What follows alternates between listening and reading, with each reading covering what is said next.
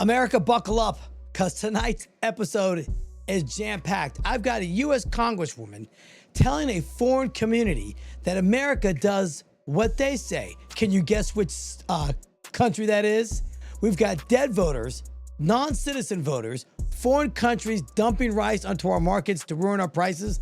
Gas prices are plummeting, and RFK Jr. is knocking out 20 pull-ups with the greatest of ease. Stick around. You just might learn something. Well, guys, we've got Ilhan Omar speaking to a Somalian audience, and she's basically telling them the United States will do what the Somalian people tell them to do. Check it out. I mean, look at this. If U.S. elected, a U.S. elected official is saying this into our country.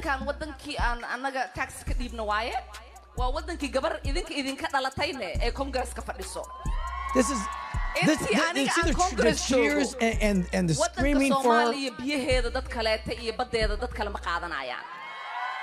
I mean, this is insane. This is insane. This is a takeover, guys. This is a takeover. She's saying the U.S. government will do what Somalians in the U.S. tell them to do. They will do what we want and nothing else. We call the shots in the U.S. For as long as I am in the U.S. Congress, Somalia will never be in danger. This woman has allegiance to a foreign country. A shithole country at that. I mean, let's be realistic. Somalians' average IQ is between 60 and 70 in Somalia. You know what below 70 is in the United States? You're kind of mentally impaired, just so you know. These people, the average IQ is between about 60 and 70 in Somalia. And they're going to tell the United States what to do. This woman is acting like a foreign agent, if you ask me. She's a foreign agent. She has no business being in Congress whatsoever. But they elected her because what they do, they manipulate those markets, they put the people in there, and they get these small towns and cities, and then they get a representative, and then they stick them in Congress. Nobody should be in Congress that has allegiance to anywhere else in the United States. Nowhere else. And this goes to show you that the whole dual citizenship things needs to be over and done with. We shouldn't have anybody that's in Congress that represents the United States and supposed to protect the Constitution that has allegiance to anywhere else. But this is why we're having problems with Somalia. The layers of that onion, as I say it all the time, they're starting to get peeled back little by little. And we're starting to find out the corruption in the state of Minnesota and everywhere else that we're starting to find out because the jig is up. You got Governor Walz in Minnesota. You got St. Paul, Minneapolis. They are corrupt as hell. Billions and billions of dollars we are giving them, and they are funneling it to their warlords. Now, why do you think that happens? Why do you think they're funneling money to the warlords? I'm going to tell you why. Because it's a whole money laundering scheme they got going on there. And if you watch Governor Walz now, that guy is, he's on his tiptoes. I think he's scared to death what's going to happen to him. I think he's absolutely scared to death what's going to happen to him. I mean, this is what I mean by it's a takeover. They're raising a Somalian flag into a school district. I mean, look at this. This is Winooski, Vermont, a school district raising the Somalian flag. Now, you can tell me all you want. Well, you know, the flag is lower than the American flag. It doesn't matter. You shouldn't have a flag anywhere at any school building in the United States that is flying a foreign country flag on it. Except for it's an embassy. That's the only place you should be able to have that. Okay? Celebrating your culture is fine. It's absolutely fine. But a foreign national flag being raised over a U.S. school district is raising alarms and excessive concerns. Like, where's the line that we're going to draw between cultural pride and national identity? And why does this keep happening without any discussion? They're just doing it. And you know what? The Somalians, they're putting it in our face. They don't care. They know they're pissing us off. They absolutely know they're pissing us off, but yet they're doing it anyway. They don't give a rat's ass how the American people feel. You heard what Ilhan Omar said. The Somalian people are going to tell the United States what to do. A dump of a country It's a cesspool. I had guys that served over there with the 10th Mountain during the Black Hawk Down, you know, Mogadishu, all that stuff from Black Hawk Down. I knew a couple of guys that were with the 10th Mountain. They told me that place was just a dump. And I seriously doubt in the last, 35 plus years, it looks any different than it did back then. And that's too bad. You know, all these people come to this country and they infiltrate our society. They don't come to be a melting pot. They infiltrate. They push their agendas on us. I talked about this last week. And we need to wake up and realize that's not okay. That's not okay. Where's the outrage on that? Where's the outrage of that school district? That's in Winooski, Vermont school district. Why aren't they speaking out against that? It blows my mind. It is for votes, people. Plain and simple. It's for votes. That's the only thing that we're finding out now. There's no way these people are allowing that to happen unless they need votes. The Democrat Party, I've done segments on this, and a lot of people have talked about it. They lost 4.5 million voters since 2020 to 2024. The Democrat Party is in desperate need to replace those voters. And how they're going to do it? They're doing it with illegals. They're doing it with people that have low IQs. They're doing it to get people into this country, and you give them a bunch of free stuff, they're going to be loyal to you. That's what the Democrats did with the black community. That's what they promise them, all this stuff all the time. And for the past 60-something years, the majority of black voters vote Democrat. And if you look at every inner city in America, it's a dump, it's a shithole. And they continue to vote for him because they keep promising them new things. So now the black voters are starting to wake up, and they're realizing they've been hoodwinked this whole time by the Democrat Party. They know it. If they had a little common sense, and a lot of them are waking up and realizing it, they know that they've been hoodwinked all these years just to garnish their votes. That's it. And now that the Democrats are realizing that, well, you know, the whole voter things that we're doing is a little messed up. We got to get a slew of voters in here. And how do we do that? Offer them a bunch of free stuff, giving them free homes, giving them free health care, put them on welfare so they don't really have to work. 80% of them or more are on the government assistance in the state of Minnesota. Look what the secretary has found out about voter fraud that's going on right now. It's amazing. Just I'm Harmeet Dillon, Assistant Attorney General for Civil Rights, and I'm here for civil rights. So those are good people. About one of my many important duties here at the DOJ, voter fraud, enforcing our federal election laws. Yes. Here's some facts and figures for you. In the last 8 months, the DOJ has reached out to all 50 states, asking them to share their voter rolls with us. There are some states that aren't going to share anything. The Help America Vote Act, which requires states to maintain clean voter rolls. 4 states complied voluntarily. We sued North Carolina early on, and they are checking the voter records of 100,000 voters who were improperly enrolled on their voter rolls, and they're going to fix their problem voluntarily. We have an agreement in place almost with another dozen states, and I expect very soon we'll be looking at their voter data. Gee, I wonder if we're going to have any lawsuits. We're going to have any lawsuits? And helping them clean up those voter rolls. Now we have 15 lawsuits pending against 14 states. That's right. Gee. California got sued twice. Got sued twice. We are in litigation with them. They're refusing to provide their records, even though many of these states voluntarily provide their voter rolls. Why are they? Nonprofit groups like ERIC and even other groups. And so we are going to make sure that we get to the bottom of those. And then we're going to get to the rest of the states. So we're engaged with nearly 30 states. So did you hear that? 47.5 million voters were reviewed. 260,000 dead people were still on the voter rolls. And these are just the states that kind of complied. But there's 12 states that haven't complied? They're in litigation with them? Why aren't they doing it? There's only one reason. Wake up, America. There's only one reason why California has to be sued twice to get their voter rolls.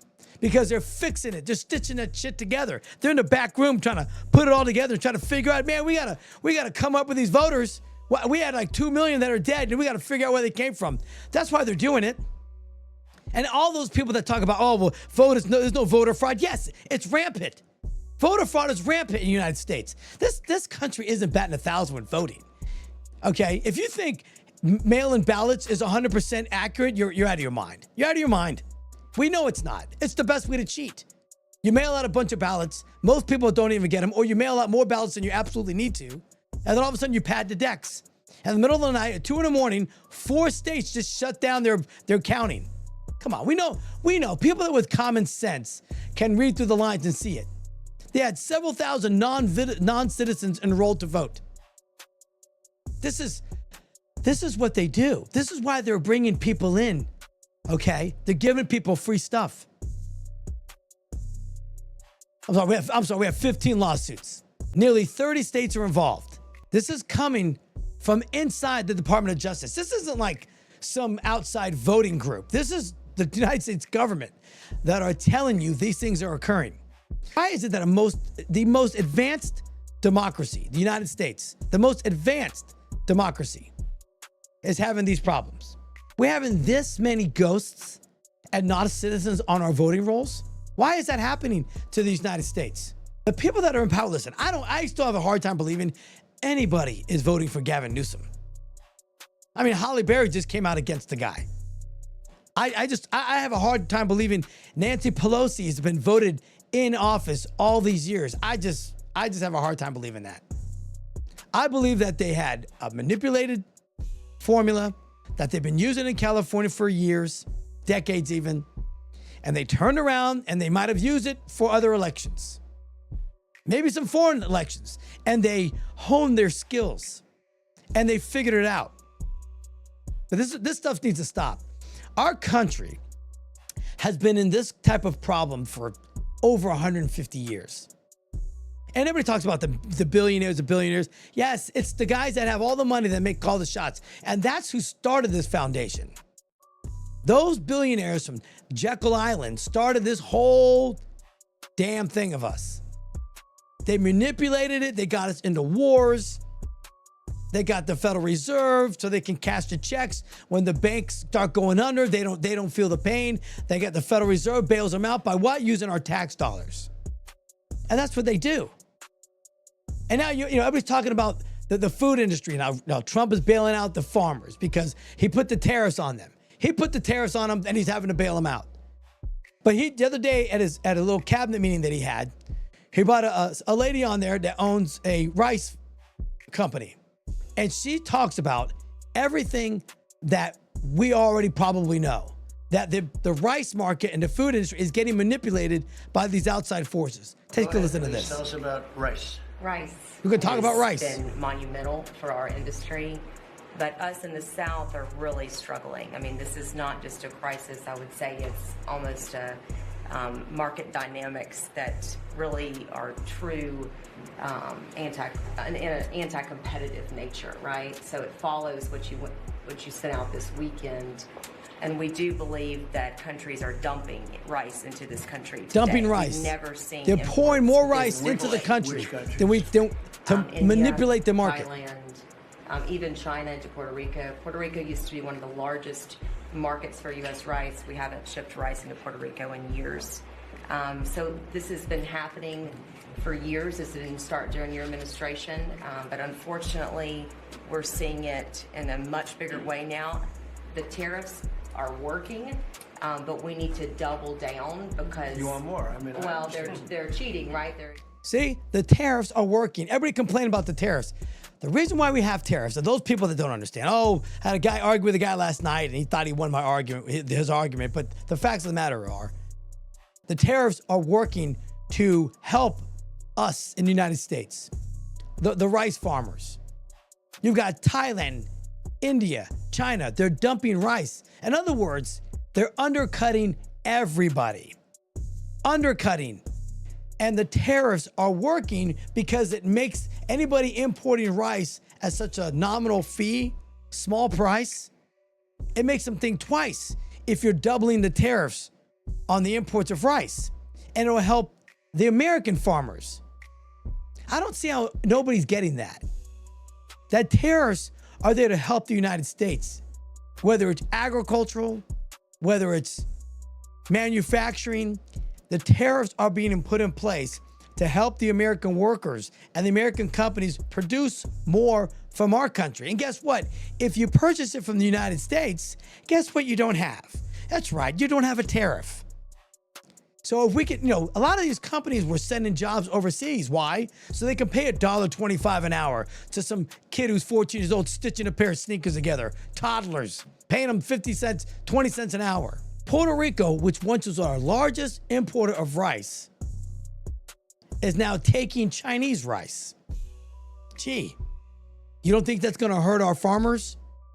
Prices are at the lowest in 40 plus years. So rice, which is in almost every household in America, it's a staple at every restaurant you go to, it's at the lowest price in 40 years because these countries are undercutting our producers here in the United States.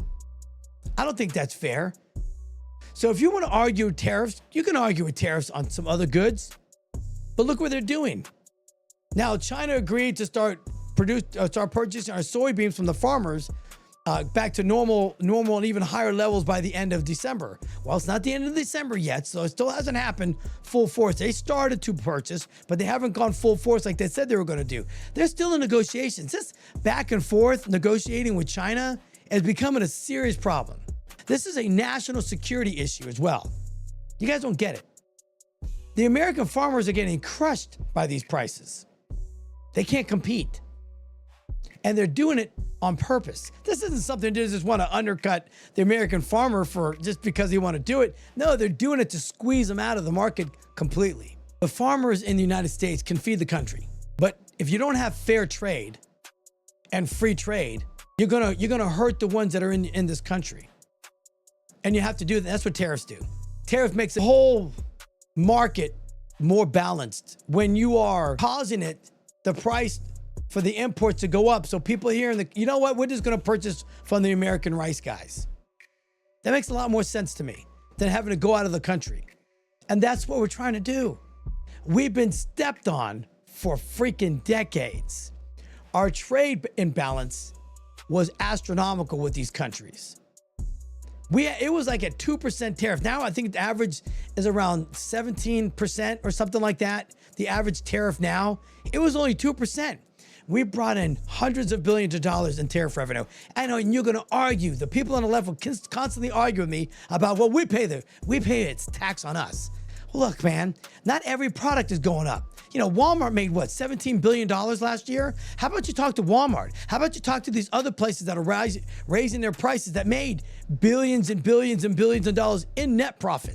This is after all the expenses. They made net profit. And they're still going to raise their prices because it's a greedy corporate, right? I'm not one of those socialists like Bernie Sanders, but you got to put some blame somewhere else besides just Donald Trump. Because we're trying to get manufacturing and things like that going again in the United States. And it just doesn't happen with a flip of a switch. It doesn't. But gasoline prices are going down. That's right. You can see the TikTok trend everywhere. People that are getting sticker shock in a good way. They're getting sticker shock by seeing gas prices plummet. We got places like in Texas, Aurora, Colorado, gas well under $2 a gallon. Take a look. This is amazing. Look at this. Look at it. 17 gallons of gas for $30. Oh, I can't wait for that to happen in Florida. Right now, my gas price is around $2.71, $2.80, depends where you're driving at. But I'm waiting for gas prices to get lower. And they've gotten so low that even CNN has to back up that the gas prices are going down. Is the price of gasoline. Look at this, a fresh 4.5-year low, 3.5-year low of $2.95 a gallon as of today. That is miles away from the all-time high set back in The CNN is reporting gas prices at $2.95 a gallon, the lowest since the pandemic and way lower than the $5 in 2022. Now, I did a show last night. Everybody was showing all their gas prices. They've got gas prices well over $4 in California. And if anybody's still complaining about gas prices and like, well, it's $3.50 here, $4 here, Aurora, Colorado, it was like, what, $1.69 at a Costco that I put up there yesterday? Look, I get it. You got a Costco, you get a membership, you get a little bit lower price. But let's be realistic about the gas prices. The gas prices at Costco was maybe what, 15 to 20 cents cheaper than the Wawa or the racetrack or the Cumberland Farms around the corner. So it's not astronomical. So at $1.69, let's say you add 20 cents to that. Let's say you add 25 cents to that. That's still $1.94. That's still well under the $2. Because even CNN, you just saw, they can't even spin it. The prices are actually going down. Now, I get it. Wintertime, less gas gets consumed during the wintertime. But this is a trend. It's starting to really rock down. And I live in Florida. There ain't no snow over here. I'm wearing shorts right now under the table. And this is what I'm talking about. It's going to take a little while for the economy to kind of move along with some of the implementation of all these policies. And I know you're going to argue, well, Trump doesn't really set the policies on gas. Yes, but you know what they do? He negotiates peace in the Middle East. Because I don't know if you know, anytime someone says boo in the Middle East, gas prices go up to freaking $5 a gallon. And guess what? In the Middle East, it's quiet right now. Only war we got going on was Zelensky because that guy doesn't want to give up the money he's getting put in his pocket. But all these other countries, it's quiet. And when you got Saudi Arabia, the main oil contributor, pushing out more oil, you've got deregulation in some of the areas in the United States where he's allowing these companies to go drill for oil off the coastlines in the ocean. That's what the president can do. He can lower the regulations on some of the things that bottlenecks and squeezes the oil companies. So his policies can't do much, but the deregulating he can, and that's what's happening right now. So if you guys start paying more attention to the prices, yes, Donald Trump can't wave a magic wand and lower the prices, but the policies sure can. And having peace in the Middle East is a huge, huge factor. So this is obviously something really I want to talk about. Pretty cool. It was a viral video that went on the other day. RFK Jr., 71-year-old man, knocking out 20 pull-ups. Take a look at this. Guy's knocking out 20. Let's count them off. We got 1, 2, 3, 4. Now listen, a lot of people are like, well, he didn't go all the way. That's close enough. Listen, he's not going to be getting into Ranger School. You got to go all the way down, all the way up, to get into Ranger School, do your 6 to get in there. But listen, the guy's 71 years of age. 71 years of age. And he's just repping them out. Is he going to get the last one? You got it. Come on. You got it. You got it. That guy's 71 years old. What's your excuse? He's in a shirt and tie and slacks, and he's knocking 20 reps on a pull-up bar. There's nobody from the Biden administration, Bush administration, both Bush administrations, Obama administration, nobody that was that age that can knock out 20 reps of pull-ups. Nobody. He's making America healthy again. And listen, yeah, he's probably on a little TRT. He's got a younger wife, Cheryl Hines. She's a little young. He's got to keep himself viral. But viral, whatever you want to call it. But he's knocking out 20 reps of pull-ups, man. And I got to tell you, I'm going to be honest with you. I can't do that. And I lift 5 days a week. I can't do 20 reps like that. I just can't. I might be able to get 8 or 9, 10, maybe. But I certainly can't do 20. So that was good for any age. There's a lot of 16, 17-year-olds that can't rep out 20 reps. That was impressive. He's making America healthy again, guys. And he's leading by example. And I absolutely love it. Well, that's it for today's show, guys. Thank you for joining me. I'm doing live on YouTube today. But don't forget, click the button, subscribe, give me a follow, and join me next time for a little chit-chat, some observations, and some good old-fashioned conversation. Thanks.